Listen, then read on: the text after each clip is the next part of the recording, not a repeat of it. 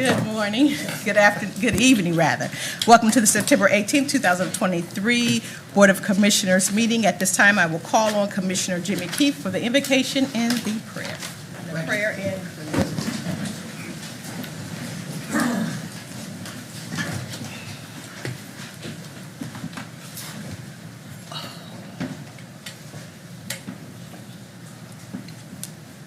Dear Lord, guide us tonight with passion and compassion as we represent the citizens of our community. Stand by and comfort those in harm's way who have suffered through natural and man-made disasters. Bless all of our people, our parents, our children, our first responders, our military, and all the people who strive every day to make this place a better place. In your name we pray, amen. Amen. Amen.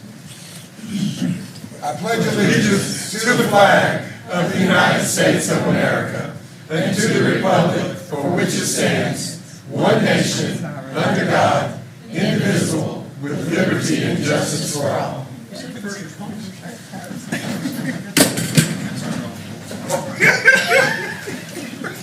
Whoa, it's going to be day to day. I'm ready. I'm all set up.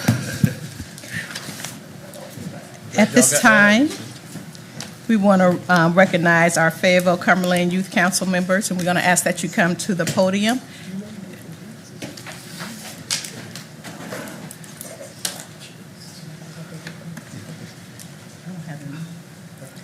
Good evening. I am Deanna Allison, a senior at Cumberland International Early College High School. I am the early college representative of the Fayetteville Cumberland Youth Council. And I am Elizabeth Tabor, a sophomore at Fayetteville Terry Sanford High School. I am the junior secretary of the Fayetteville Cumberland Youth Council. We are thrilled to be here today to report on the beginning of the 2023 to 2024 FCYC year. On August 8th, FCYC invited potential members to our annual FCYC interest meeting. At this event, we explained what FCYC is all about. Students were able to learn about our vision, requirements, commitment, and benefits of membership. Over 45 people attended this event, and we greatly enjoyed getting to know them and sharing our passion for this FCYC year. In preparation for our upcoming new member orientation, the Fayetteville Cumberland Youth Council's 2023 to 2024 Executive Board came together to plan out the FCYC year and clean out our office space. This was a great time for the Executive Board to get to know each other and our advisor, Mrs. Crystal Glover. Following our interest meeting, FCYC welcomed close to 55 potential and returning members to FCYC for our first meeting of the year. At our new member orientation, we introduced our executive board, conducted an overview of our bylaws, and met our potential members for the year. We are grateful for this opportunity to speak and look forward to a great year within the Fayetteville Cumberland Youth Council. Thank you so much. Thank you. I have a presentation for you.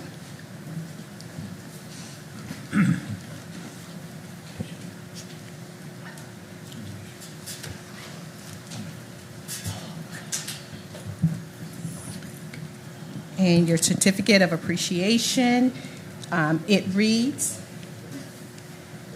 presented to yourselves, the Fayetteville Cumberland County Youth Council for outstanding service as a voice for youth in the Cumberland County community and for focusing on the betterment and promotion of our community. From the Cumberland County Board of Commissioners, dated this 18th day of September, signed by myself, Dr. Tony Stewart, Chairwoman of Cumberland County Board of Commissioners. Thank you for all you do.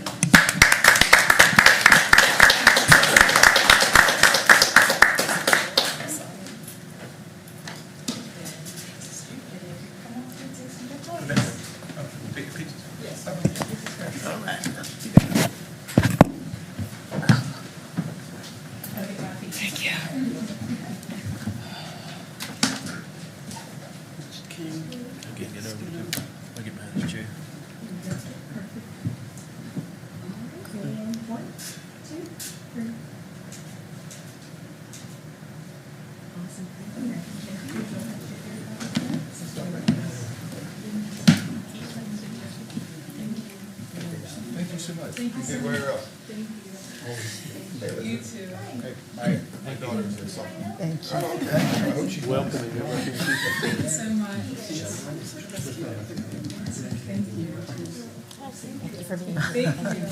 For coming.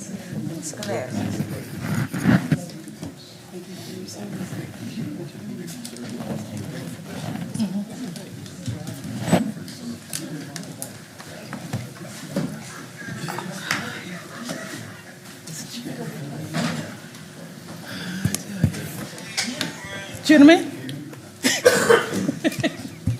Y'all having your own little conversation down there.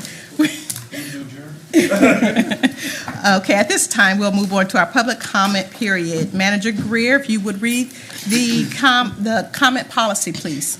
The Cumberland County public comment policy is as follows. The public comment period shall be held, shall last no longer than 15 minutes. The time may be extended at the discretion of the board. Each speaker will have a maximum of 2 minutes to make remarks until the 15-minute limit is attained. No time may be yielded to a speaker by another speaker. Speakers will be acknowledged by the board at the order in which their name appears on the sign-up sheet. Speakers will address the board from the lectern and begin their remarks by stating their name and address. Public comment is not intended to require the board to answer any impromptu questions. Speakers will not discuss matters regarding the candidacy of any person seeking public office. Speakers will be courteous in their language and presentation. Personal attacks will not be tolerated. And written comments and/or supporting documentation or supporting documents may be left with the clerk to the board. Thank you. Madam Clerk, are there any speakers? We have 8 speakers. Okay, and we will, because we have 8 speakers, we will give everybody just 2 minutes apiece so that we can hear from everybody. So that will be 2 minutes with no extensions. The first speaker is Kevin Carter. Mr. Carter.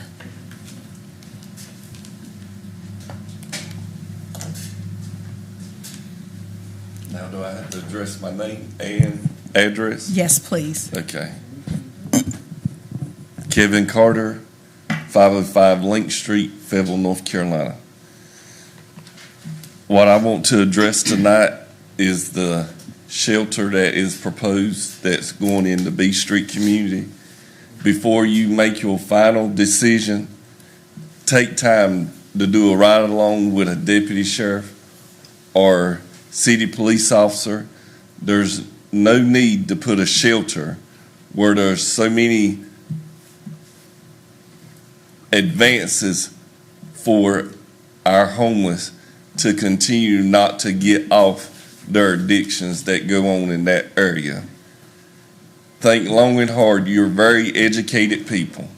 If you want to put something in that area, put something in there for our youth to challenge them, to help them to move forward.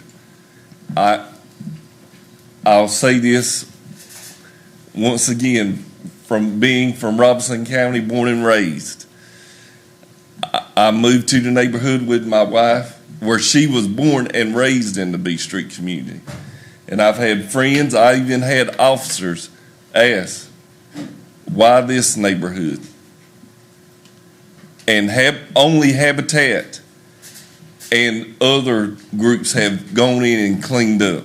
And what y'all are going to do is help tear it down if y'all bring this homeless shelter in the neighborhood.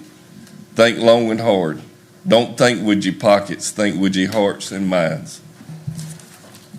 Thank you, Mr. Carter. Next speaker, please. Ms. Pam Carter.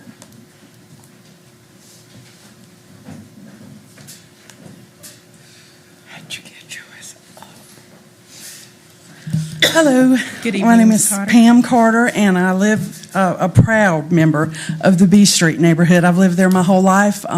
As Kevin, my husband, just said, my family is from there. My mom, my elderly mom and dad still live on B Street, and we have been fighters and champions for the neighborhood, along with many other people, groups, organizations. And we just found out Friday. I found out Friday morning a nonprofit group had advertised that y'all had received some land that belonged to the school board there at the entrance of the old Pauline Jones School, which is now the FTCC Annex. And you want to build a homeless shelter. Well, we have a homeless day center about a block away, so I feel like this is, kind of overlap, even though I'm not real sure what y'all want to do. It says support center, so. And I just feel like this neighborhood, we've fought so hard to make it something nice. Habitat came in, they built numerous brand new homes, and these folks paid over $100,000 for these houses. They're still paying for them. And they were given good faith. They were told in good faith that, hey, this neighborhood is going to change, and it's coming up, and it's going to be beautiful, and it's going to be nice, and it's going to be safe. And you're going to want to raise your kids there. I have a 12-year-old. And they built those homes, and those folks have moved in, and they've been fabulous neighbors. But we still have issues in the neighborhood. And I sent y'all an email, and I hope you received it and read it. We were promised by the city a revitalization. We're only 4 streets. We're a small little neighborhood, 1 mile radius. Right now, they've got Person Street blocked off. We weren't even told about that. We just saw one morning we woke up and the street was blocked off. So, poor folks, a lot of poor folks live down there. Oh, y'all can't cut me off. I have to, Ms. Carter. Don't put we don't want the neighborhood. We just found out about it Friday, and I had a really busy weekend. Ms. Carter, I have to cut you off so that we can get everybody. I got else. 8 signatures. We do not want this thing in the B Street neighborhood.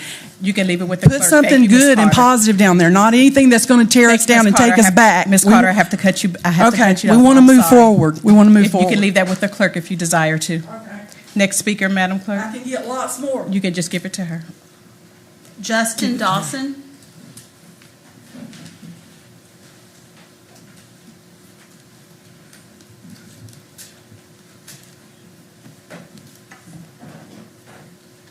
Good Hello, evening, everyone. Ms. Dotson. Justin Dawson, 1234 Meangary Avenue, Fayetteville, North Carolina, 28306. I'm a member of Homeless Assembly. We advocate for the homeless in various ways. What I came to discuss today primarily was some things that could possibly help our community out, our county out right now. Porta potties around the library would be a great help. Storage lockers at the bus station would be great help. Those are some of the things I feel like that could be done urgently, that could have an impact now. I know there'll probably be a lot of talk about future things that's going on, but I want to say something that could possibly help out now. Bus passes as well. Right now, bus passes are being given out, but they're only one-day bus passes, and they're only given out once a month. I've had several homeless individuals who've had several different job interviews, several different days out the week. We're only able to make 1 or 2 interviews, and when you're trying to find a job, sometimes the first interview doesn't go the way you would like. So that would be helpful. They also have doctor's appointments, court dates, and things like that. So just something to think about. Thank you all for your time. Thank you, sir. Madam Clerk, next speaker. Joseph Wheeler.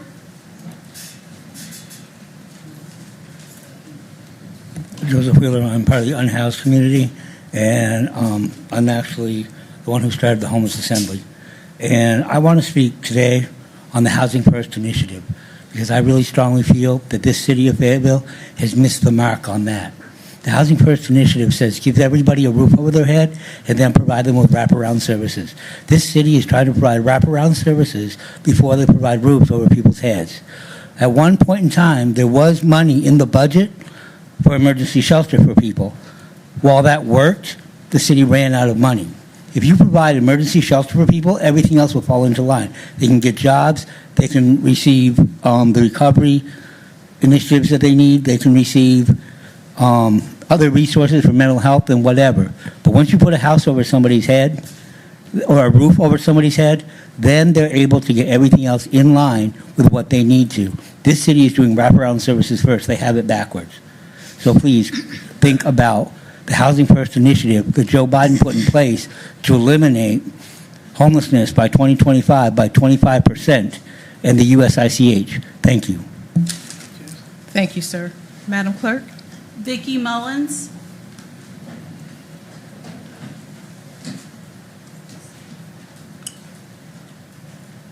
Good afternoon. I'm Vicki Mullins. I live at 5905 Turnbull Road. I know everybody in here. I want to personally, again, invite all of you to the Parks and Rec meetings, 5:30. Okay? I'm sure some of you have heard what has happened. I am not happy. My name is being dragged through the mud.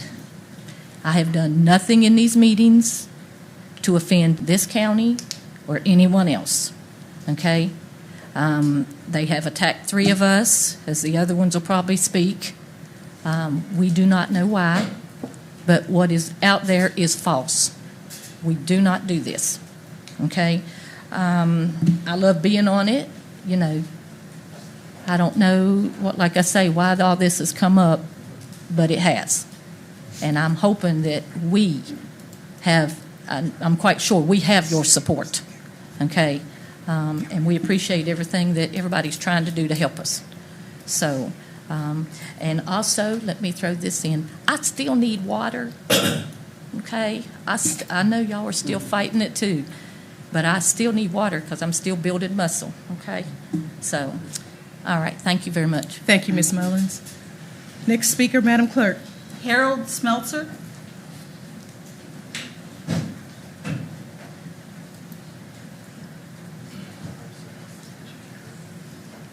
Hello, ladies and gentlemen. Good evening, sir. Harold Smeltzer, the Boone Trail, North Carolina, 28306. I'm the chair of the Parks and Recreation Advisory Board. I'm here to answer any questions that we don't know what we answer for.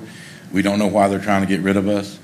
But obviously they're doing it, and nobody has contacted me, and I'm the chair of the board, and I'm upset about that. If you want to get somebody on my board off, you need to contact me first. That's the way I feel about it, and I don't know. That man right over there, he's been at my meetings, and if there's anything wrong with him, he can tell you.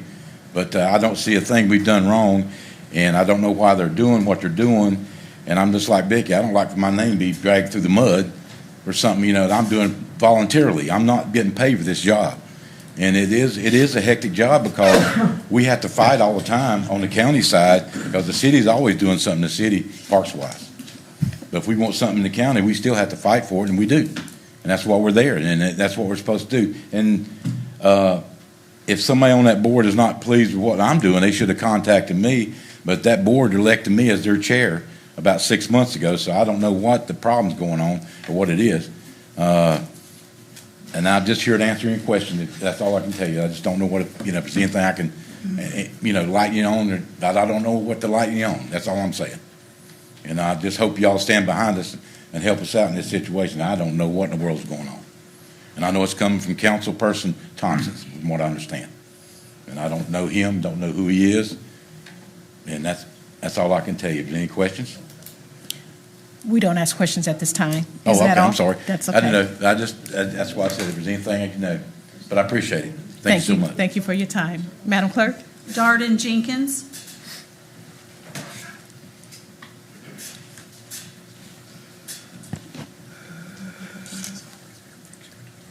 Guys, I'm going to read something, and I'm going to leave it with you guys so you. If you can state your name and your address, My name's please. Darden Jenkins, 230 Pinecrest Drive, Fayetteville, 28305. Thank you, Mr. G. To whom may concern, on September 11, 2023, the Fayetteville City Council made an unsuccessful attempt to oust the 3 most seasoned parks commissioners without a valid reason. Among the individuals targeted were Vicki Mullins, who is a member in good standing with the County Board of Adjustments, where she is currently serving. Ms. Mullins is also a retired state worker. The proposition also considered removing the city parks chairman, Harold Smeltzer, who had served 7 years, and I'm the vice chairman. I've served 7 years, and they were trying to get rid of me too. Surprisingly, no warning or discussions were held with the trio. Thankfully, the proposal did not pass, and the council now has to reconsider the several baseless accusations that were levied. It's clear that these 3 dedicated volunteers are facing opposition from certain staff members and a handful of city council members who seem determined to spread falsehoods for their own objectives. Interestingly, this handful of fellow volunteers had chosen Mr. Smeltzer and Mr. Jenkins for the respective group as our officers. Mr. Jenkins, with it as myself, I was former Parks chairman, and I ended up developing a career in parks. But the ordeal has understandably upset us 3 individuals, prompting to seek legal advice. Tonight, these 3 park commission members are addressing the Cumberland County Commissioners. We wish to raise awareness among elected officials and county staff about significant decisions related to the parks. Thank you, Mr. Jenkins. Thank y'all.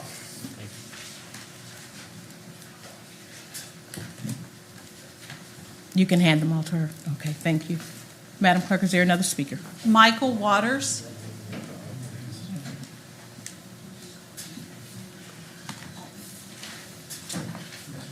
Hello, I'm Michael Waters, 6975 Point East Drive, Grays Creek area.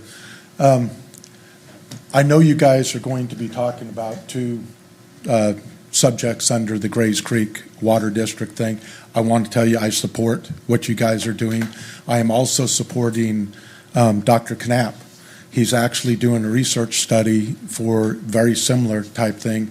Dr. Genrex did how deep a wells are good wells. They do know how deep they need to go, and it would just augment. I did a letter of support for the NIH funding to extend the PFAS exposure study. There's 4 different studies tied with the Center for PFAS stuff. I sent Tony Stewart, I sent you one of the letters, and I think to you, Mrs. Council. And what you guys don't know, this PFAS stuff is real. I know how bad the soil is. What you guys don't know is I was dead for 3 minutes, 24 April. I had a full cardiac heart attack caused by polycythemia, which they can link to PFAS. I have the National Academy of Sciences said 20 parts per trillion of combined PFAS in your blood means you have to have very extensive testing for types of cancer and stuff like heart disease and that. I had a massive clot in the right coronary artery, and it put me out. Thanks to the Cumberland County paramedics, they brought me back. So I want to support what you guys are proposing, and I'll tell you, we do need that study. Those 2 studies will answer multiple questions. PwC doesn't want to play. I can see that. Everybody can see that. And there are other options. Aqua Water of North Carolina, they already have deep wells all throughout Fayetteville, and there's about 36 neighborhoods that they support. When I lived off Strickland Bridge Road, had Aqua Water. Thank you. Thank you, Mr. Waters. Thank you, Mike. I'm glad you're still here with us. I am too. Madam Clerk, There are no more speakers. thank you for that. At this time, I will, Manager Greer, are there any changes to the agenda? No, Madam Chairwoman, there are no changes to the agenda. I will entertain a motion. I second. It's been moved and properly second. All those in favor? Unanimous. Thank you. We will now move on to presentation. Manager Greer, if you would introduce the next item and presenter. Yes, next item is the National Library Card Sign-Up Month, which is September. Library Director Faith Evans will provide a short presentation and provide an overview and discuss any, answer any questions you may have. She looks a little like Faith Evans, but it's Faith Phillips. Faith Phillips, I'm sorry. I need to stop listening to my playlist beforehand. Kind of look like her, but I apologize, Faye. It's not a My problem. bad. I'm sorry. Either Evans is the last name, or sometimes I'm called Hope. So either one works. Good evening, commissioners. Good evening. So I am here this evening to invite each of you and all of our community members to celebrate National Library Card Sign-Up Month. I'd also like to share some information for you about the headquarters library transition. So, if you didn't know, September is National Library Card Sign-Up Month. And this evening, we have something special for each one of you. We have library cards. So what I want to share with you a little bit about your library cards and what you and all of our community members can access with your library cards. First, I have to talk about my favorite resource, especially since it's back to school time. It's called BrainFuse Help Now. BrainFuse Help Now is an on-demand learning platform for learners of all ages. BrainFuse offers free, online, live tutoring for all ages, and it's for students from daily from 2 until 11 p.m. Students can log into BrainFuse with their library card number from anywhere for free, pick their grade and their subject, and they will be instantly connected with a live tutor. BrainFuse Help Now also has a writing lab where students can submit a draft of a paper for review, and within 24 hours they will receive feedback on that draft. Awesome. We also have BrainFuse Help Now also has assistance in English and in Spanish, and these are just a few of the offerings within this wonderful resource. We also have BrainFuse Job Now, which is for job seekers of all ages. Similar to BrainFuse Help Now with the writing help, job seekers can submit a draft of a resume or a cover letter, and within 24 hours, they will receive comments for improvement on that document. Job Now also includes helpful tips for interviewing. You can practice interview with a tutor online. They can help with cover letters and more. Also, with your library card, you can have free online access to the Fayetteville Observer through the library's website. So for more information on all of these items, you can go to the library's website at cumberlandcountync.gov/library. So these are just 3 of the many resources that are available for free to all members of the community with a library card. And don't forget, community members can always check out books, AV materials, hotspots, and other resources with their library cards. And I will give the clerk.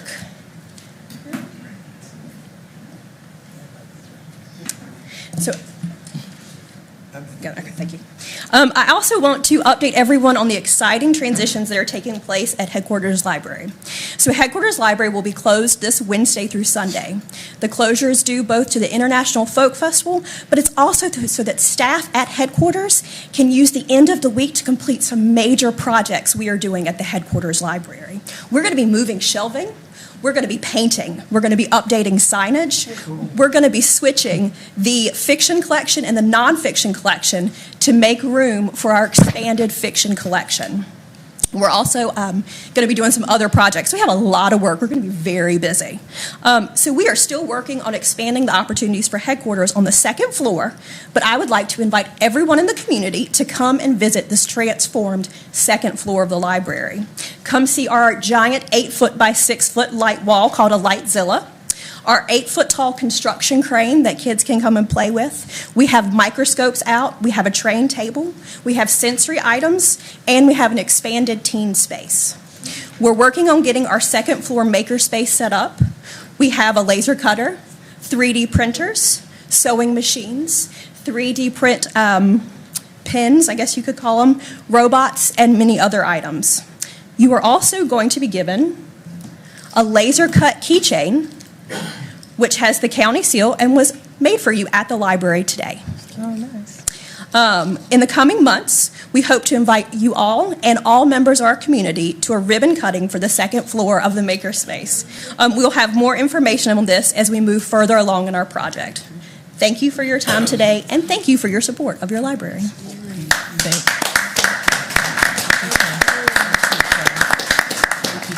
Thank you, Ms. Phillips, for your continued work.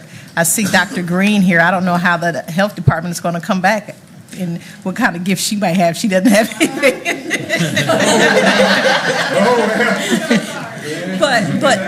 You can give everybody a shot. If I could go off script for just a second, speaking of the health department, I do have to say a kudos to Dr. Green and her social workers at the health department.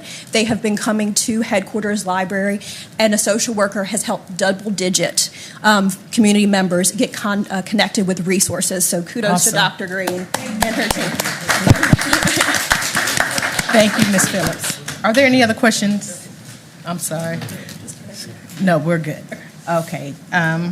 We will now move on to the consent agenda. Manager Greer, are there any items to be removed from the consent agenda? No, Madam Chairwoman, no agenda items need to be removed. Okay, at this time, I will entertain a motion. Dr. Counsel? My name's Jeanette. Jeanette? Thank you. You're welcome. I move that we approve the consent agenda. Second. It's been moved and properly second. All those in favor? Unanimous. Thank you. Okay. We will now move on to our public hearing. Manager Greer, if you would explain the Board of Commissioners' procedures for public hearing. Yes, the procedures for public hearing, arguments by the proponents and opponents shall be limited to a maximum of 10 minutes for each side. If there's no group representative, each speaker will be allotted the maximum of 3 minutes until the 10-minute time limit is attained. Rebuttals will not be permitted only permitted at the discretion of the chairwoman, with a maximum of 1 3-minute presentation by each side. Thank you. We will open up the public hearing. Yes, the first public hearing we have is a public hearing on the fiscal year 2025 5311 program application and resolution for our FAMPO program. Hank Graham, FAMPO Executive Director, will provide an overview and answer any questions you may have. I don't have any Graham and music on my playlist. Good afternoon. Good afternoon.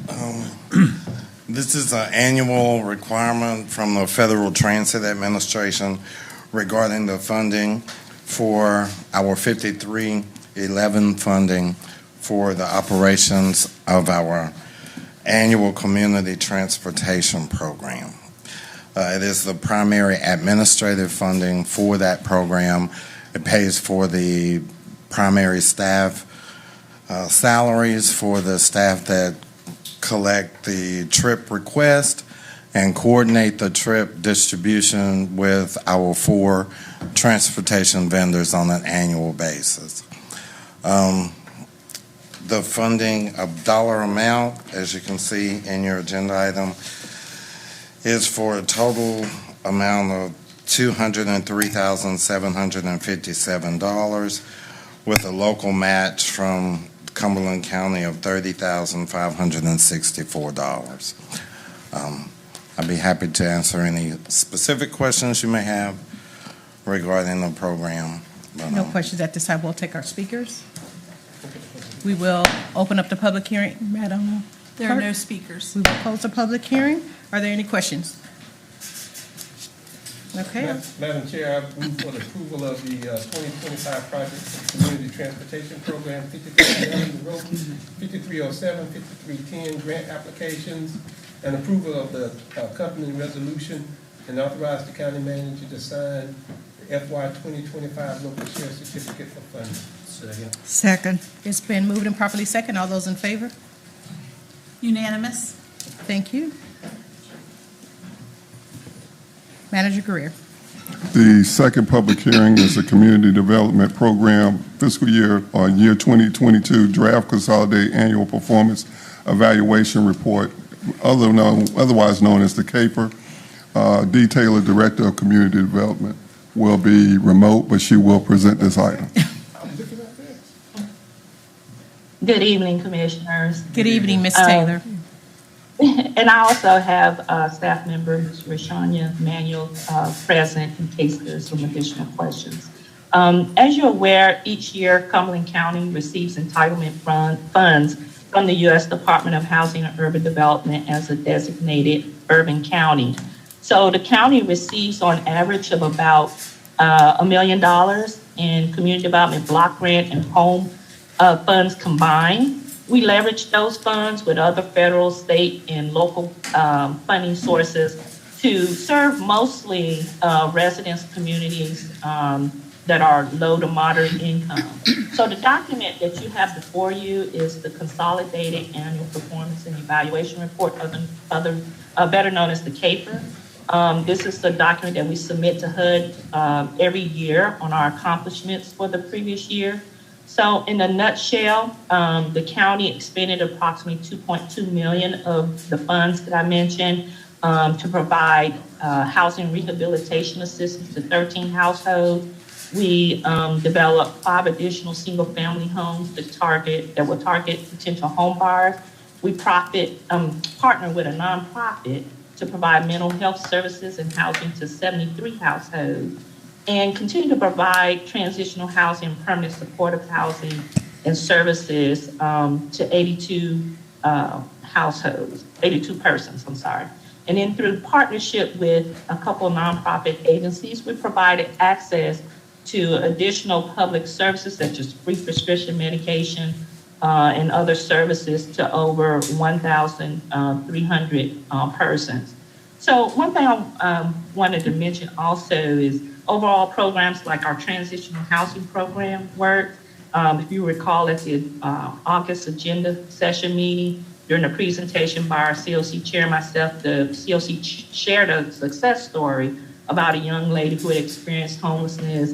And just want to mention that, of course, we have another young lady who had completed our transitional housing program over a year ago, and she is still going strong. She earned her degree and has a stable job, and she is part of our local continuum care group to help others who are experiencing homelessness. So therefore, she's taking time to help others because who else knows more about homelessness than those who actually lived it. And so I just wanted to, make sure I share that because, we don't, well, at least I don't share enough of the success stories, and we do have plenty, to share in the near future. But for this CAPER, public notices were published in the local newspaper, and the CAPER was distributed throughout the county to allow for citizens review and comment for a period of at least 15 days. And so I'm here today just to ask the board to hold a public hearing on the draft CAPER to allow for public comments. And as required, we will submit this final report to HUD by September 28th. Thank you, Ms. Taylor. We will now open up the public hearing. Madam Clerk, are there any speakers? There are no speakers. We will close the public hearing. Are there any questions from the board? I will entertain a motion. It says no action necessary. Oh, no action? No, it says motion. Mine says no action necessary. Is this just for information purposes? Yeah, it's for just to hold a public, yes, ma'am. You're just required to hold a public hearing. Okay. After a public hearing, since there are no proponents and no opponents against it, we'll Okay. send off the application. Okay. Thank you, Ms. Taylor. Thank you. We will now move on to item C. So with our vote, There this is no becomes vote. official. There's no vote. It was just for information purposes. Oh, You have to have a public hearing. okay, all right. Thank you. The next public hearing is for the Edward Burns Memorial Justice Assistance Grant, or better known as the JAG grant.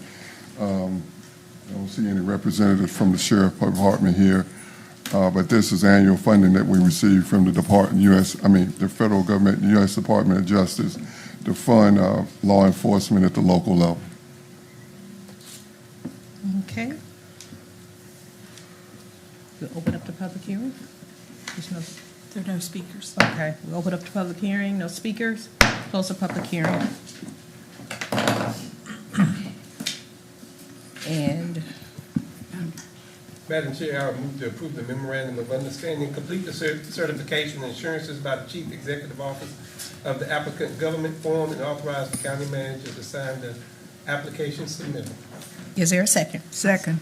It's been moved and properly second. All those in favor? Unanimous? Thank you. At this time, we'll move on to our rezoning case. Manager Greer. Okay. The first zoning case we have is 230020, zoning case from agricultural 1 district to a residential 48 district. Rawls Howard, Director of Planning and Inspections, will provide an overview and answer any questions you may have. Thank you very much, Mr. Manager. Good evening.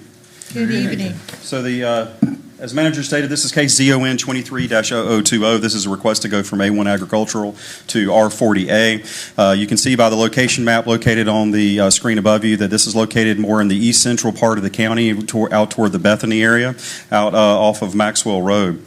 Just a little bit more zoomed in map of the request. The applicant is Cynthia Allen Co., and the intent is to split the existing 2-acre parcel into, or to allow for a second home to be put on the parcel. You can do that either through a group development, or you could subdivide the lot if you wished.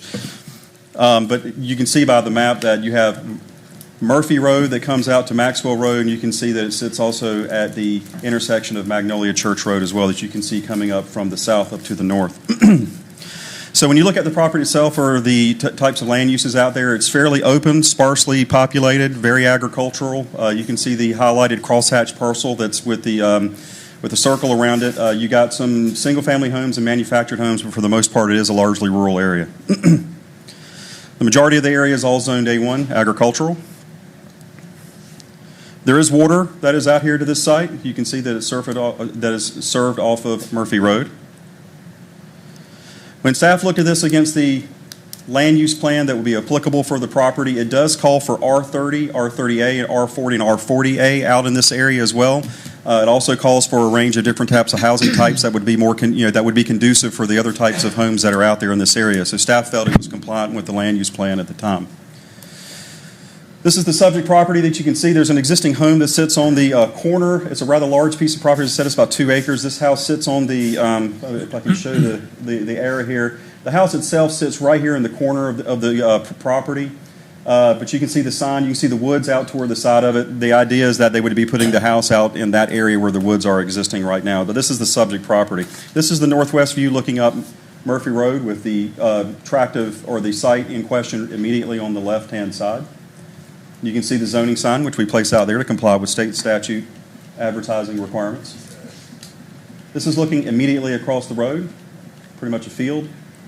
Southeast, you can see pretty much a field, but you can see it's all pretty much a wooded piece of property. So at the time staff had recommended approval, we took this to the August meeting. The planning board supported staff's recommendation by a unanimous 7-0 vote. So if there are any questions, I'll try to answer what I can.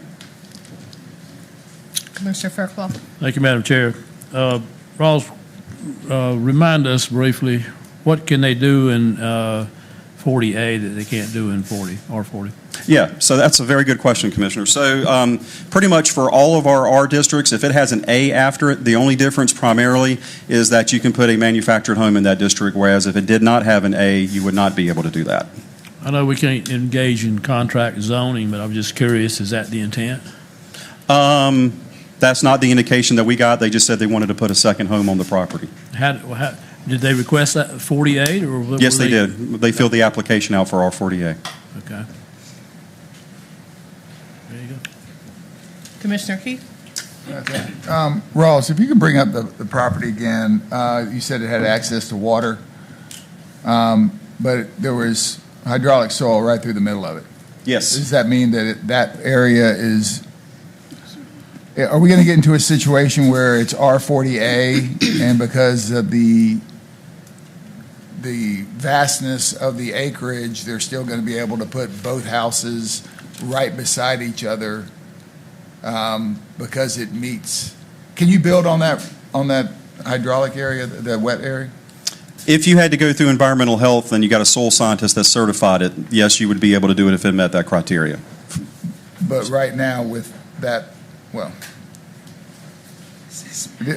Is there restrictions on this property about what they can build or where they can build? Other than the typical setbacks and things like that you have to meet with the zoning, no, sir.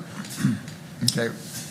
And how big is this piece of property right now? A little over 2 acres. 2.5 acres, if I'm not mistaken. I think it was 2.4. And just for the public, is one house per 2 acres. Correct, yes, sir. And they're trying to get one house per 1 acre, basically. Yes, sir. R40. Mhm. But R40 allows you a lot of leeway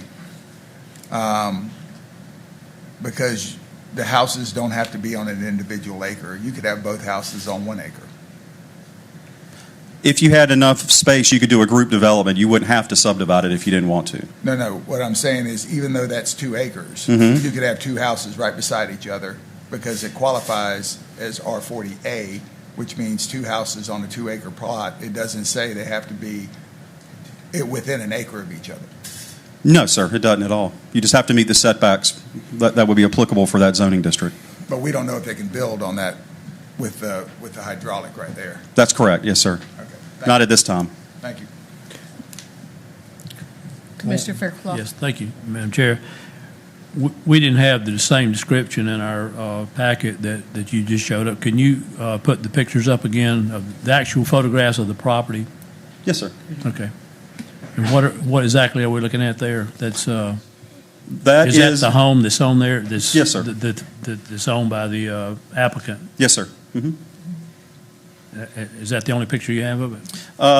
We have, that's looking up the road, but you can see that's the same house immediately on the left right there. Let me Gotcha. see if I can go through this. But yeah, those are the only 2 that we have for this presentation.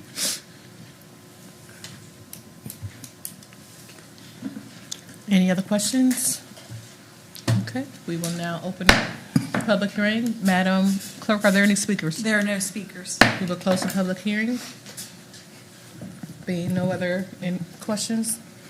Madam Chair, in case zoning 2320, I move to approve the rezoning request from A1 Agriculture District to R40A Residential District and find the request is consistent with the Eastover Area Land Use Plan, which calls for rural density residential at this location. The request is reasonable and the public interest is compatible and in harmony with the surrounding land use activities and zoning. Is there a second? Second. It's been moved and properly second. All those in favor? Voting in favor, Commissioner Jones, Commissioner Fairclough, Commissioner Council, Commissioner Stewart, Commissioner Adams, and Commissioner Booth. Voting in opposition, Commissioner Keefe. Thank you very much. Thank you. We'll now move on to item 5.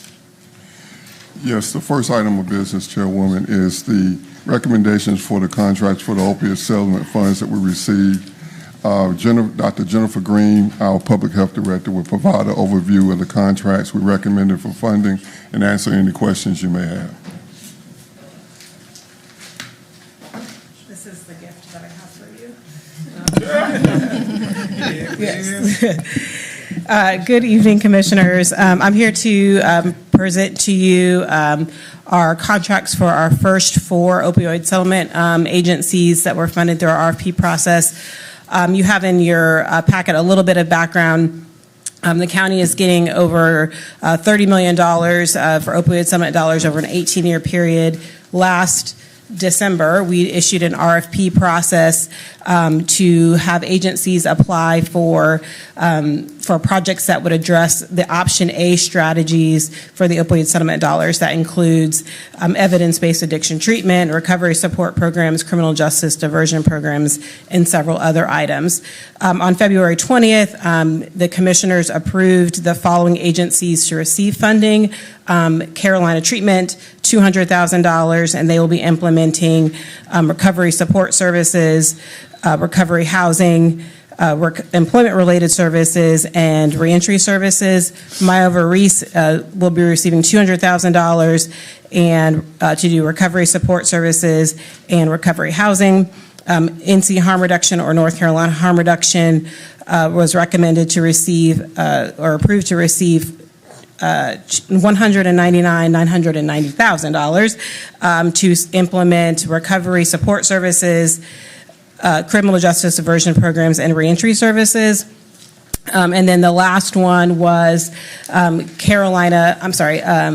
Drug Treatment Court, which we will pass that money through Justice Services, or the dollars will be administered by Justice Services, since our Cumberland Family Drug Treatment Court can't receive dollars in that manner, and they'll be implementing criminal justice diversion programs, employment-related services, recovery housing, and recovery support services.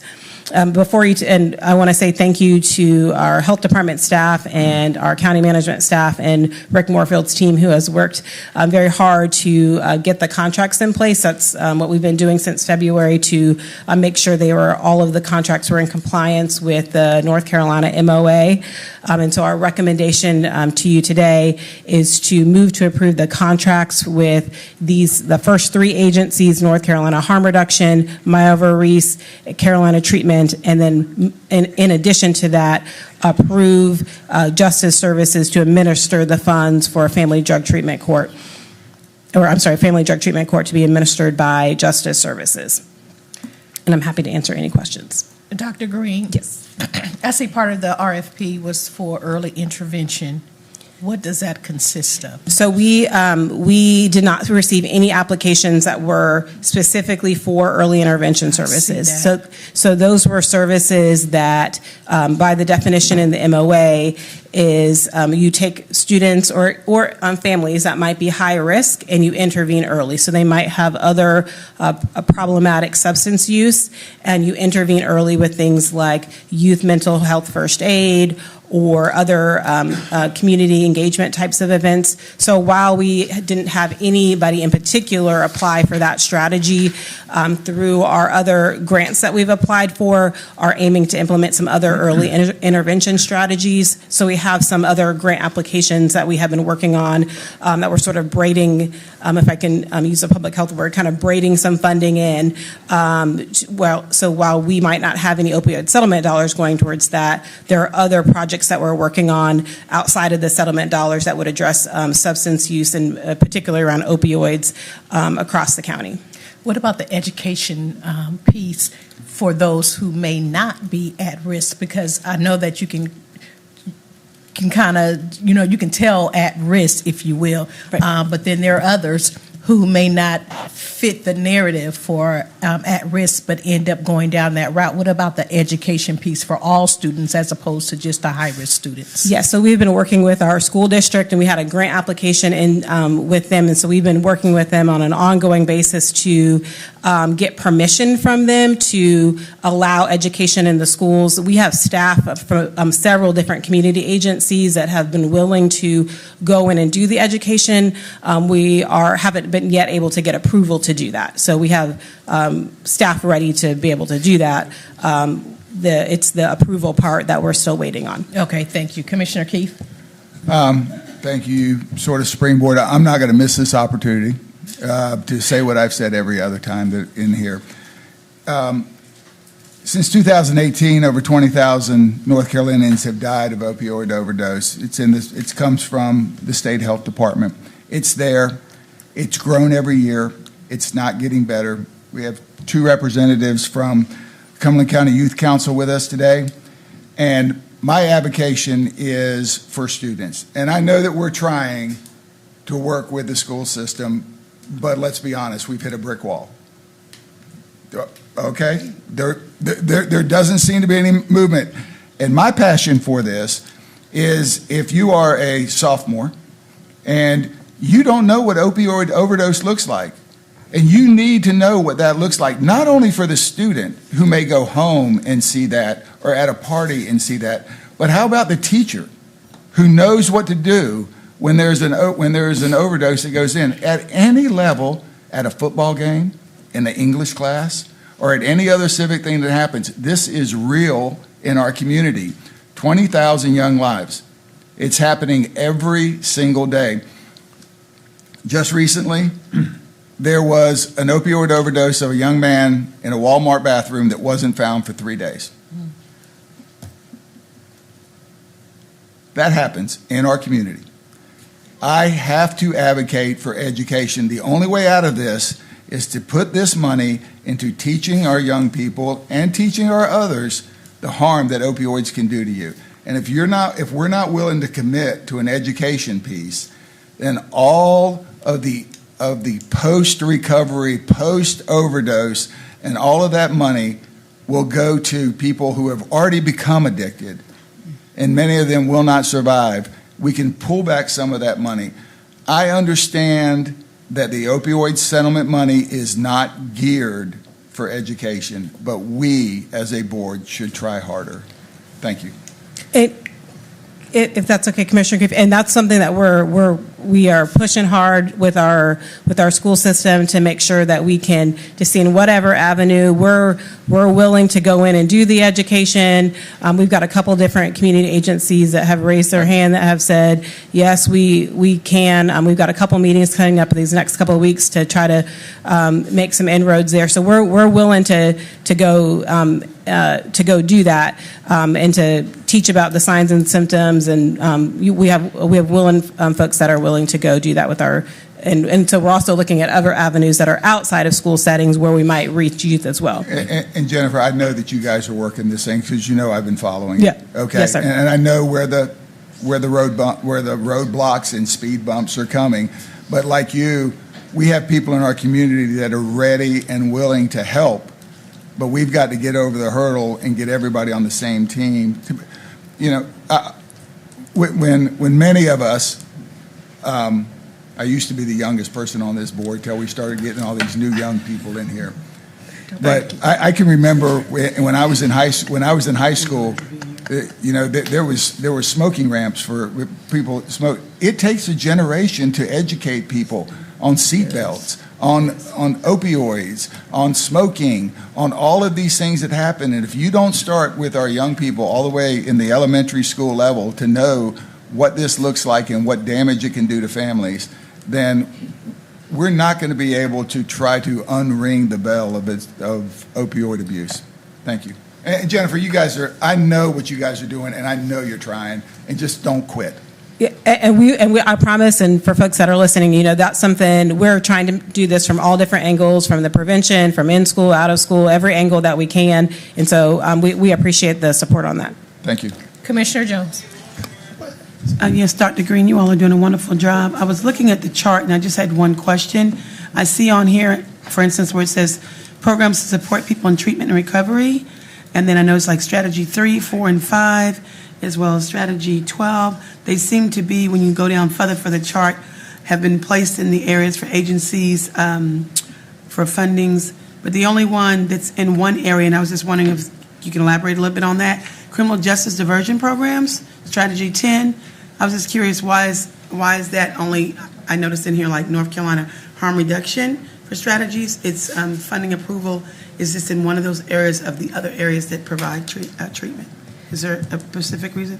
So some of those agencies have different funding sources for their criminal justice diversion programs. So for example, Carolina Treatment, they're working with us on our MAT program, but they utilize different funding for that. The funding for NC harm reduction, that's really about supporting the LEAD program that helps to divert individuals from the court system if they've been picked up for some kind of substance use. So just because it's not on this chart doesn't mean they're not doing it. They may not be utilizing settlement dollars for that. Okay. That's why I was curious, because I noticed it was definitely in the other areas. So they might have it, but just not using it for criminal justice diversion. That's correct. Is that correct? That's correct. Okay. Thank you. Commissioner Adams. Dr. Green, let's see, we given out $800,000. That was the first ram of the RFPs. How much we got left over? From the RFP, so we approved minus $10 because NC harm reduction only applied for $999,000. So our first one was just $800,000. That's $30 million over 18 years. So that was the first round of the RFP. So we wanted to get these pilot projects out. I understand that, but I mean, how much money did we get? No, we didn't get 30 million. It's over 18 years. Over 18 years, that's right. 30 million. I don't know who said that. So, but how much did we get in when you divide it out? That for right now, I know this is 800. Right. That wasn't all the money. If I'm not mistaken. No, We did this. that's correct. So about 1.6 million was what we got for the first spring and summer payment. And so the other portions of that are not a contract were for Narcan, syringe exchange, and then our pilot project for medication-assisted treatment at our detention center, that was $200,000. So that was sort of the first set of recommendations that we brought forth last year. And then we'll have it, as we kind of get these pilot projects off the ground and implemented, we'll be back in front of you again. Well, and that's the only reason I asked that is because if Commissioner Keefe talks about the education piece, is even though these are going to be off the ground, in terms of waiting all the way to do another RFP, why couldn't we do one again, seeking to do that as opposed to just waiting, since we do have the money in the thing? So that my question was going, when would we do the next RFP? Because if that's a push from this board on the education, and you said, well, it's kind of interesting, you said there were groups out there willing to help you, but none of them applied. It just didn't ring bell with me when we did that, because I remember we did this about a year ago, back in August, and we didn't have anybody to apply on that education piece. Now you tell me I got people just jumping at the gun to be able to do that. If I do, then we might as well do another RFP to be able to fund that. And the reason I think that is because those agencies have not asked for money. They have other funding sources. So, for example, like at the health department, we've got a health educator that is focused on mental health that can support. Cumberland County EMS has reached out, and they're not asking for money. They've got some staff support. I know, would they turn down some money? Probably not. But they have not asked for money as that is a need. And then in addition, we've also applied for a couple of different projects or a couple other funding sources to kind of support the education in our schools. Yeah, well, and not just in our schools. You know, we've got a massive problem up near Wade and Godwin out there. And so it's in some of these areas. I mean, I remember when we talked to the mayors who didn't think they had some problems, and they've since come back and understand they do have a problem. That's even the education to the electeds to be able to know what they're even seeing in their community when they don't know. So I think the education piece is a huge piece for everybody. You know, they just had one, and Chestnut just had a major issue over there with kids who had to be hospitalized from that. And one poor little kid was so traumatized he came home crying because he thought that he was going to be ostracized because he didn't eat the gummies that had some of that stuff in there. So I know the health department was aware of that. So I think that we need to think about getting another RFP on the street with that education piece. You're welcome. And we can do that. So I think we want to be creative in the way that the MOU is designed is about early intervention. And so that's why we've also been thinking about beyond just education. And so as Commissioner Keefe said, the MOA is not necessarily only designed to do broad education because you have to have a particular set of programs that you utilize. And so that's why we're continuing to look for other grant funds that might support this or reach out to agencies that have said, I don't necessarily need money, but I just need the youth. But we can do another RFP just for the early intervention piece. Well, that piece, plus we were doing justice services the other day, and even as some of our people in the community may be using marijuana or cocaine, it's laced with fentanyl. And so that opiates part is going to, addiction is addiction, and it's going to hit all of that. And so hats off to, I think, the health department and justice services who did the new test to be able to pick up that in those, because folk didn't even know what they were getting. And so that's just, so thank you, kudos to all of you all for what you do on a daily basis. Thank you, Madam Chair. Yeah, we have to make sure that we do what we can to engage our partners with the school system, because we can have all the education, but if we don't get into the schools, then we're just relying on someone to take their child, and we end up preaching to the choir. You're right. So let's do what we can to continue to engage our school system. Commissioner Booth. Thank you, ma'am. What ballpark figure were you talking with the school system about? You know, we're coming, to work with you, and we're going to have 2 people, $2, or did you say we have the people, we just need a classroom, or What amount of money, did they hear you were gonna come in with $40 and they went, oh, we're not gonna mess with this, or what was the? And the staff time isn't for the school system, it's for other community agencies to come in and teach alongside in their classroom. And so I don't want to speak for the school system, but one of the things that they were waiting on is a revision of the, and I'm not in the education space, so please forgive me to get the words wrong. The education standards are changing around what gets taught in classrooms around substance use. And so they wanted to see how Narcan and signs and symptoms aligns. And so one of the grants that we applied for was a planning grant so that we can all get on the same page about what is supposed to be taught. And then when we ask partners to come in and teach, then we have a good understanding to make sure we're aligning with the educational standards that are required. Another piece of that was to put some money towards training their teachers and making that a part of their annual requirement to train teachers on the signs and symptoms and education. So that figure, off the top of my head, was about $20,000, and then we were going to get a program that would come in and teach their students and staff, or not their students, but their staff and their teachers and support staff. Okay, thank you. And do they have any idea when they're going to be comfortable looking at it? I mean, is there a date that they're going to have the new standards in place, or is it? I mean, I understand it's an ongoing thing and you change according to how society changes and everything, but did they say we'll get back to you in February or next school year, or if you have a kindergartner, you might be able to get them in the 12th grade? No, I don't think the time frame was, that runway wasn't that long.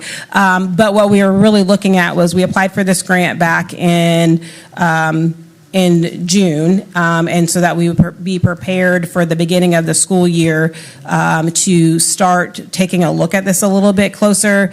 And again, I don't want to speak for the school system about what that timeline exactly is because I'm not familiar with their process for reviewing those standards, but that is an ongoing conversation that we're having with them. We've got a couple meetings set up in the next couple of weeks to talk a little bit more about what is possible and what can we do, and maybe we can't do everything. Maybe we only can teach a piece of this, or what can get approved by the school board and and that the teachers are comfortable with too. Because it's rare that we actually get everybody. Like, everybody's for world peace. Okay, right. So we all want to stop the opioid thing if we can, or at least cut it down, or start taking the percentage points out of it. Well, now everybody goes, oh, okay, yeah, we're for that. Well, and now we have people willing to do it. It's like, why not? And we're not asking you for money right now. Yeah. We're not asking you for money. So I think this is the piece that we're trying to, we have staff that are willing to do it. We have a couple of community agencies that are willing, and now we're just trying to make sure that the content is in alignment with what the school system needs to meet their education standards. Thank you very much. Commissioner Fairclough. Thank you, Madam Chair. Dr. Green, I know we've kept you here a long time. We thank you for your time and really the effort that you and your staff have put in on this. I noticed in reading the contracts that there's quarterly monitoring on this thing, like January 15th, April 5th, every quarter. Will the board get any reports on that? Because it looks like it's key to specific outcomes, and if those outcomes are positive, then this is chicken feed to the amount of money that needs to be put into this. Because we've got, as I said earlier, $30 million coming over 18 years. I didn't do the math, but that's over $1 million a year. I know that, and hopefully it's not needed for 18 years. But if the results are there, we'd love to see them, and you can tell by the interest here. There's a lot of interest in this board on that. As a matter of fact, the North Carolina Association of County Commissioners, this is an emphasis now by the president. One more thing is his thing. So we will come back when you would like us to. You let us know and we will be back. We are required to do an annual report that gets posted on the website. So we are required to do an annual financial report and then an annual program report. And as you noted, we ask the programs to report back to us quarterly so we can monitor progress over the course of the year. And that dashboard is public facing, so that not just this body of individuals that of course approved the funds, but the public at large can also go back to a dashboard and click on our county and say, we funded this, and then we develop progress measures with each of those agencies, and then that gets posted onto a public-facing dashboard. Great. I'll be very interested in seeing that. So that is just, the dashboard I think is just rolling out. Most counties are just now getting funds out. And so I think actually our deadline for our first program report is next week, but we haven't expended dollars yet to have a solid program report yet. And so most counties are in that spot. So I would expect in the next several months that you'll see more data populated on those dashboards. Fantastic. Commissioner Jones. Dr. Green, you all are doing a wonderful job, and I just have one question. I think it's wonderful that we have this impact and want to put everything into opiates. I do know a lot of people, to be honest with you, though, with nonprofits that in the minority community where there's like 80% that might not be, the drug that they have a concern with, but I've been getting feedback stating that that's why they haven't applied, because like fentanyl in their particular community and crack cocaine is still in high numbers. So I guess my question is, although that's a great thing, if they did apply and they provide services in that other area, is it exclusively that grant for opiate? So this is opioid settlement dollars. Okay. And so those other areas for communities, just a good quick question too, because again, I'm an outreach person. When are we going to start putting some dollars so those other communities that's not, the drug of choice in their community, cheaper drugs, fentanyl and all this other stuff, and that's the feedback I'm getting. Like when I'm sending out this information, they're like, all lives matter, they understand that, but they want to know where the grants for things, been around for years that affect the Black African American community. Yes. So what can we do about that? I'll note a couple of things. One, Commissioner Adams pointed out that a lot of the drugs in our community are laced with fentanyl, and so if agencies are focused on another type of drug, we might think about these dollars in the frame of what is marijuana or cocaine being laced with these days, and that might, as you make progress on opioids, we will likely make progress on other things. The refusal skills, for example, as Commissioner Keefe talked about, the education part is, we teach prevention, and the skills that you use to prevent drug use are similar between marijuana and fentanyl, although there are some nuances there. So I'd encourage agencies to think about it in that context too, that there's lots of folks have multiple substances that they are utilizing. And then we try to work with other community partner agencies. Insight Human Services, for example, doesn't just focus on opioids, but they focus on other drugs. And so we try to partner with some of our other community agencies. We don't have any specific grant funding for marijuana, or we have tobacco funding. So we try to do a little bit of partnership with our other community agencies to say, you all have these dollars, we have these dollars. How can we make sure that these are working together and we're not duplicating an effort or service? I understand that, and maybe just something hopefully that our community in general, both on the city and county side, would maybe consider, instead of it just being one, since there's a lot of services out there. And that's the feedback I'm also getting from, leaders, is that if it would just say in general, like so-and-so, the list which drugs that would be included, to give equal fair opportunity for those that would say, hey, I can apply for this grant. You understand what I'm saying? Yes. So it's like, we got 30 million, but it's only for opiate. How about let's just list maybe 5 or 6 under that, so that you too can get that, fair, equal opportunity to be able to provide the same services. I'm sorry. Go ahead. Commissioner Adams. Madam Chair, I move to approve contracts with ATS of North Carolina, Carolina Treatment Center, Malva Reese Fellowship Homes, North Carolina Harm Reduction, and move to approve the administrative of fundings for the Cumberland County Favorable Family Drug Treatment by Justice Services. Second. It's been moved and properly second. All those in favor? Voting in favor, Commissioner Jones, Commissioner Faircloth, Commissioner Council, Commissioner Stewart, Commissioner Adams, and Commissioner Booth. Voting in opposition, Commissioner Keefe. But I still think you're doing a great job. I appreciate that. Thank you. Manager Greer. We'll move on to item C. Yes, item C is a consideration of a service agreement with our HDR Consult Engineering, Inc. of the Carolinas for hydrogeological services. This is a survey to start the evaluation of deep wells in the Grays Creek area. Amanda Bader, General Manager of Natural Resources, will provide an overview and answer any questions you may have. Good evening, Commissioners. Good evening. So this discussion is about a study for well development in the Grays Creek area. This would serve Phase 1, which would serve the schools. We'd be looking at 3 well sites in this initial phase. Okay. Any questions? Did you have a presentation? Madam Chair. No presentation. Okay. I approve the service agreement HDR Engineering of the Carolinas in the amount of $225,000. Authorize the chairwoman to execute the attached contract that has been audited and determined to be legally sufficient. Second. Second. It's been moved and properly second. All those in favor?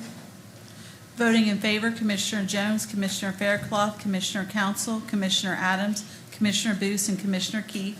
Voting in opposition, Commissioner Stewart. I have to say this again. I am not against water in Grays Creek, of course. I am not 100% sold on this, and I am just standing my ground on water to the schools ASAP. Whether I hit a brick wall or not, I'm going to stand for that. Thank you. She got another one. The next. Okay. Item C, Amanda Bader will go over that one also. This is the water resources study for the same area of Grays Creek. Okay. So this contract is for a preliminary engineering report for Phase 1 of Grays Creek, considering well development as the water source. It will include an environmental document for funding that has been received for Grays Creek, and it will include a financial analysis and public information meetings. Any questions? Commissioner Booth? You were here earlier when Mr. Waters spoke, right? Yes. Did you hear, or is that anywhere on the horizon on your mirror coming in on the deep well? Absolutely. That's what this is about. The names he mentioned were Dr. Canapa and Dr. Genero.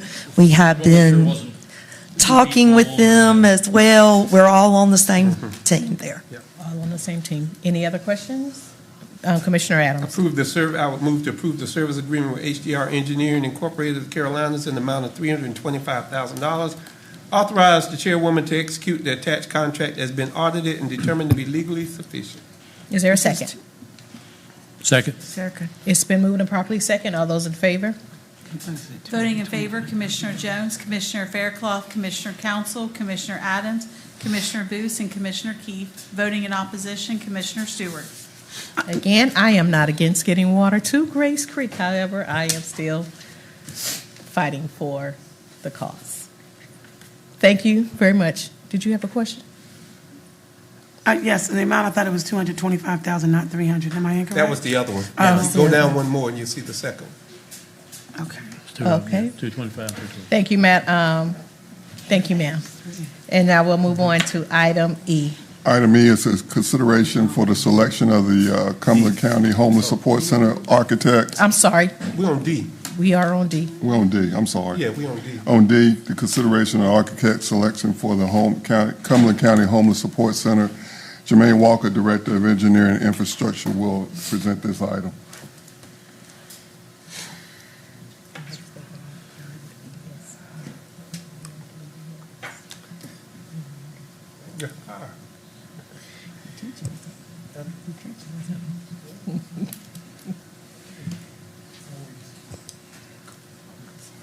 Good evening, Mr.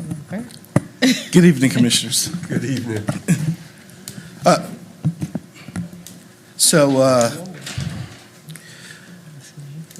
The county issued RFQ for professional design services, programming, construction administration for the Cumberland County Homeless Support Center back in July.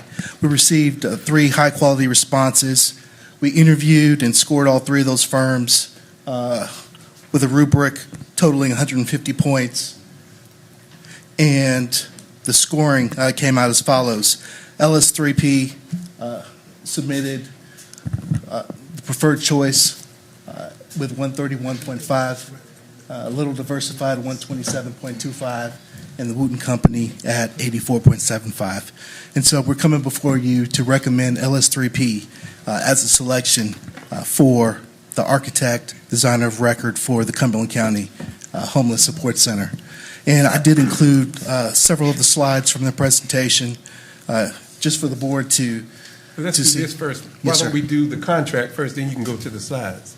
Because you need to approve, so that would be.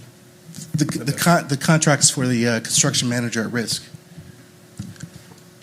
Okay, you want to go ahead and Well, we're not doing it. That's for the. We got to approve this first, before you go to the. Yes, sir. To the contract manager at risk. That's the Crown Center. So we That's got- for the Crown Center, yes, So we sir. got to do this first. Yes, sir. Yeah. This is the homeless. Yeah. This is for the Homeless Mhm. Support Center. Right.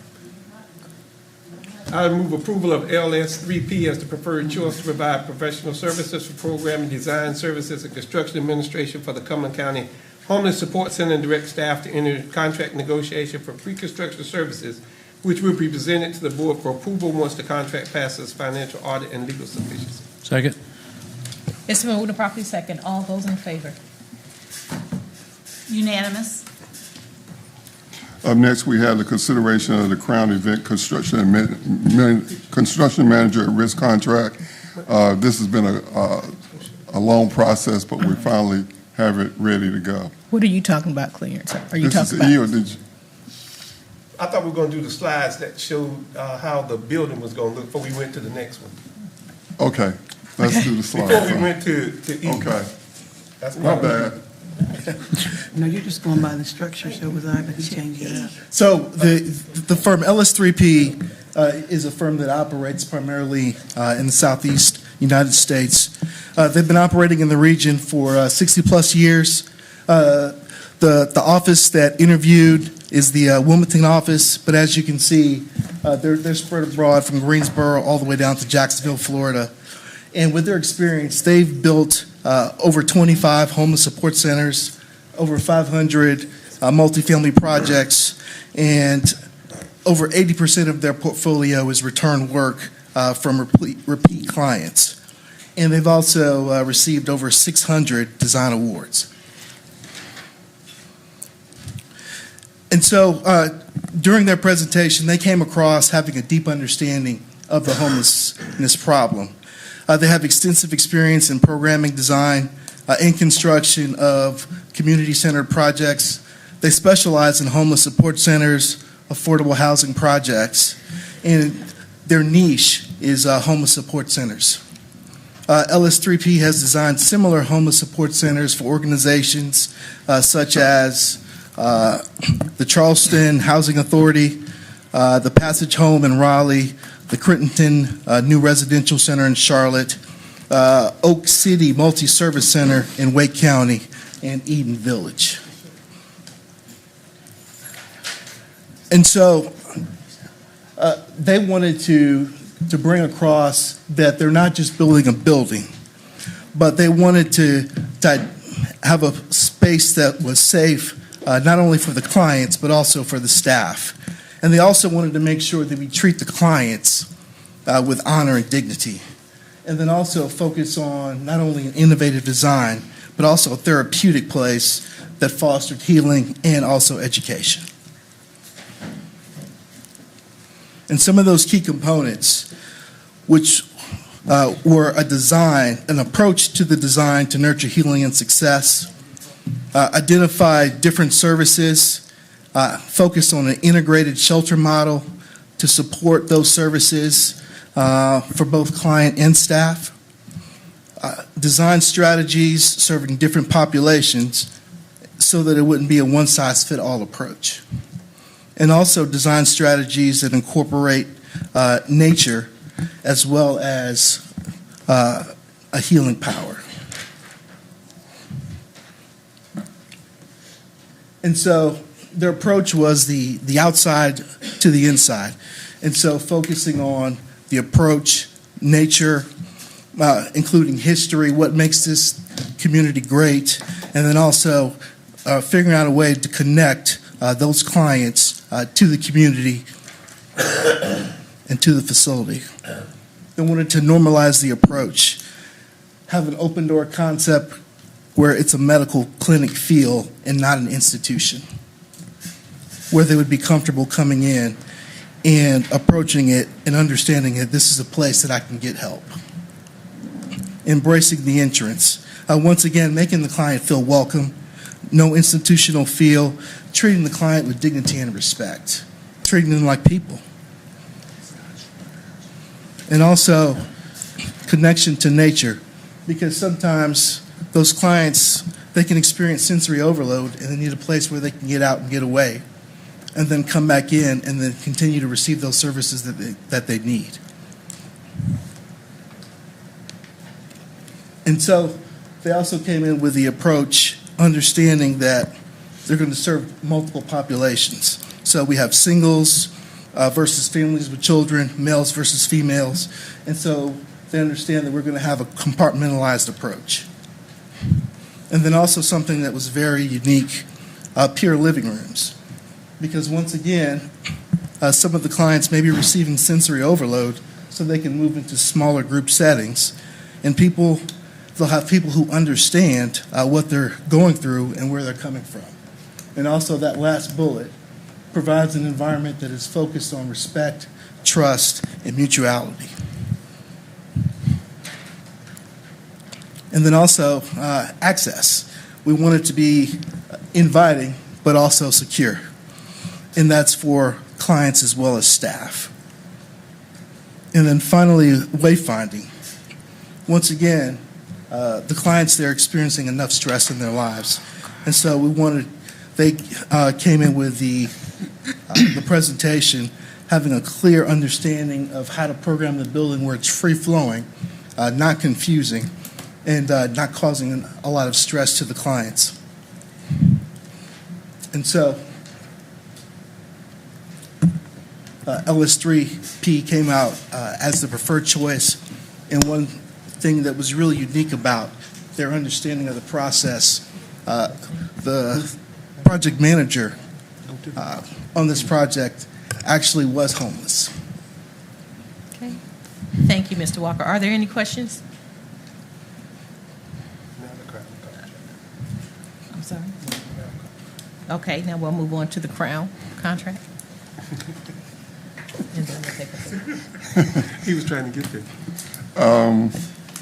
Consideration of the contract for the Crown Event Center construction manager at risk. Jermaine Walker will also go through this one also. Thank you, Mr. Manager. So this contract is the contract with the TA Loving Metcon joint venture to provide construction manager at risk services for the Crown Event Center project.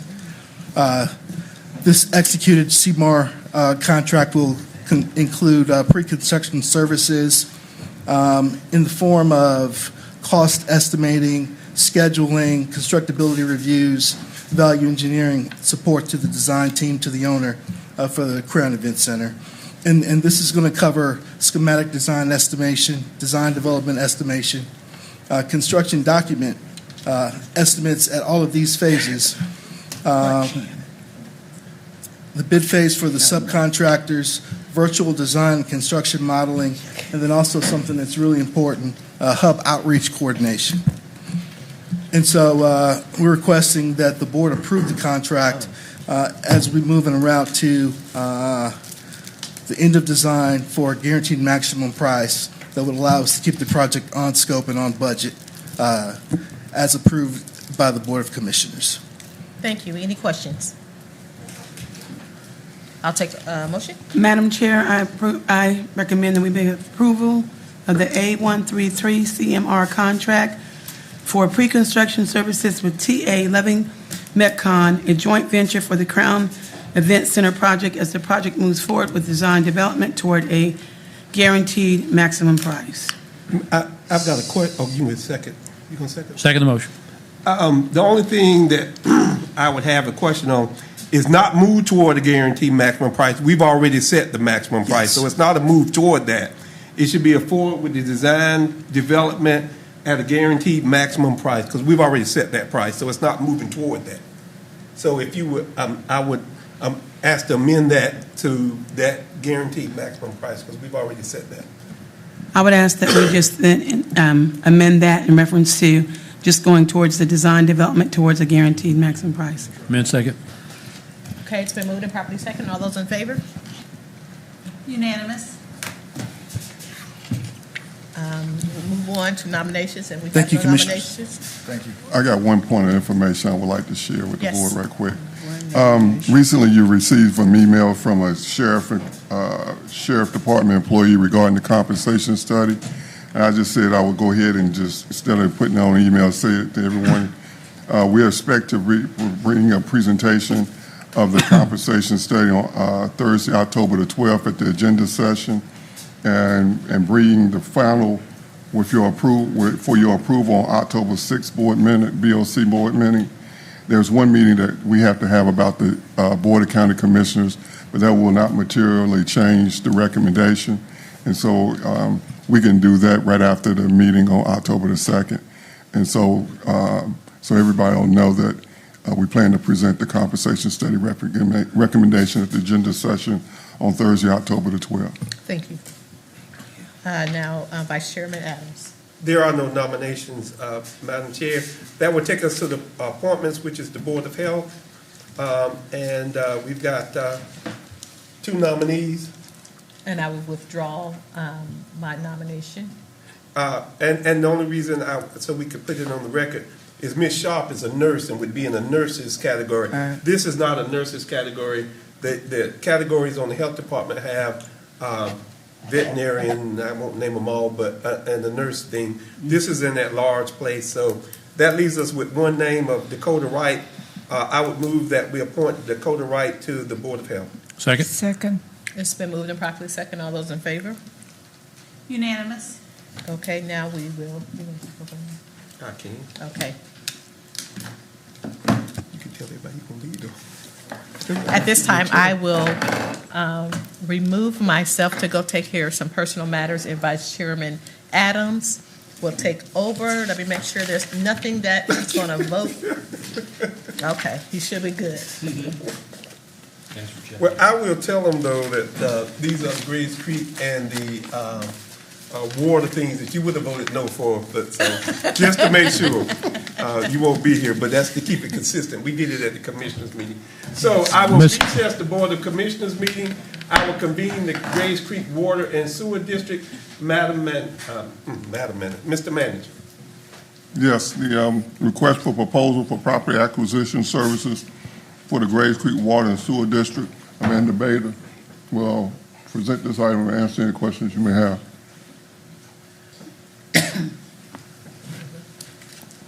So these are the same studies that we proposed earlier with the hydrogeologic study.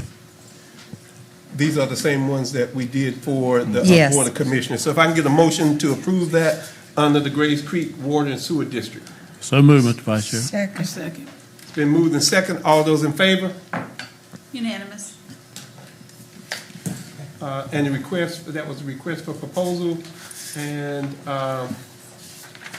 And acquisitions. Okay, so I did not, so for property acquisitions, that's another, so for the property acquisition proposal, we we sent out a request for proposal for professional services regarding property acquisition to locate well lots and to help acquire well lots, and that will be the first phase. The proposal also included things for solid waste services, but as it relates to Grays Creek well lots, phase 1.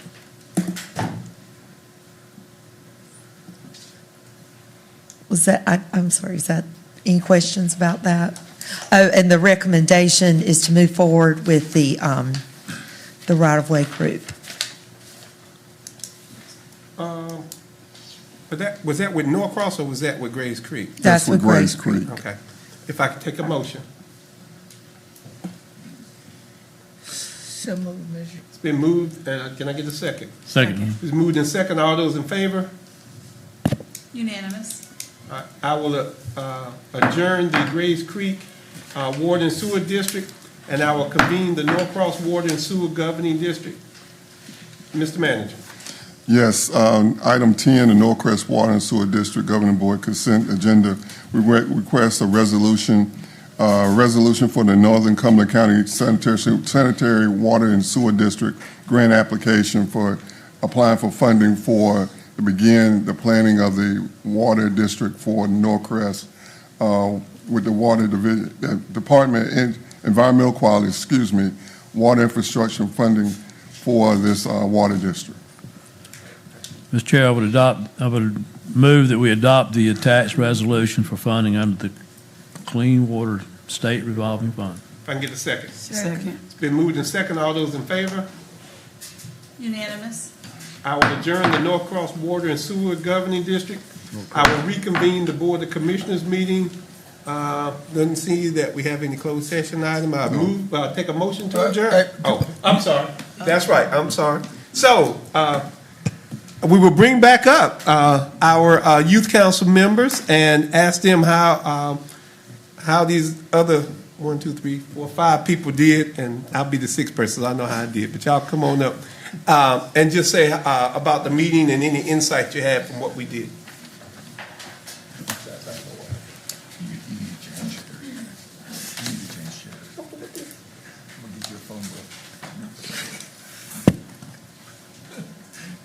Hello, good evening again. I thought that this meeting was very insightful, and I want to thank each and every one of you for really taking the time out of your day to really hear our problems and what we can do better as a community. Thank you so much. Of course, and I think it's really important for people to attend meetings like this and for us to hold meetings like this. The municipal level is absolutely essential for the functioning of our society, and I think that meetings like this allow us to get a really good insight into what this is actually like, the civic process. Well, I'll tell you, thank you all for coming. And I'll tell you, this is the future for Cumberland County. I hope y'all come back home. None of my children came back, so I always try to get everybody to come back. But thank you all. Y'all were very attentive. Y'all, I hope to go back and talk to some of your other students about some of the things that we talked about up here and to the youth council. And you all be involved and let us know what we're doing and what we're not doing. So thank you also for coming. Thank you so much. All right, so I'll take a motion to adjourn. Move to adjourn. Second. So, all right, we've got a motion to adjourn. All those in favor? Unanimous. All right, we are adjourned. Thank you.